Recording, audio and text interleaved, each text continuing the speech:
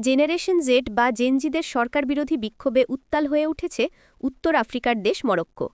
বুধবার ১ অক্টোবর দেশটির উপকূলীয় শহর আগাদিরের লাকলিয়া এলাকায় আইনশৃঙ্খলা বাহিনীর গুলিতে নিহত হয়েছেন ২ বিক্ষোভকারী। তারা দেশটির প্রধানমন্ত্রীর পদত্যাগের দাবি তুলেছে।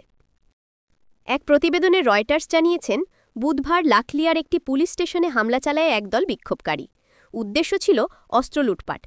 এ সময় বিক্ষোভকারীদের ছত্রভঙ্গ করতে গুলি ও টিয়ারশেল ছোড়ে আইনশৃঙ্খলা বাহিনীর সদস্যরা। এতে ঘটনাস্থলেই ২ জন নিহত এবং কয়েকজন আহত হন। বিক্ষোভকারীদের অনেকের হাতেই ছুরি ছিল। পুলিশের গুলি ও টিয়ারশেলের মুখে তা ব্যবহারের সুযোগ পাননি তারা। তবে তারা থানা এবং পুলিশের যানবাহনে অগ্নিসংযোগ করেছেন। ক্রমবর্ধমান বেকারত্বের অবসান, দুর্নীতি দমন এবং শিক্ষা ও স্বাস্থ্যসেবা পরিষেবার মান বৃদ্ধির দাবিতে গত ২৮ সেপ্টেম্বর শনিবার থেকে রাবাতে বিক্ষোভ শুরু করেছে তরুণ প্রজন্ম। জেনজি ২১২ নামের একটি অখ্যাত এবং কম পরিচিত সংগঠন এই বিক্ষোভের প্রধান সংগঠক। তরুণ-তরুণীদের বিক্ষোভে নামার আহ্বান জানিয়ে গত কয়েকদিন ধরে টিকটক, ইনস্টাগ্রাম এবং গেমিং অ্যাপগুলোতে প্রচারণা চালাচ্ছে জেনজি ২১২।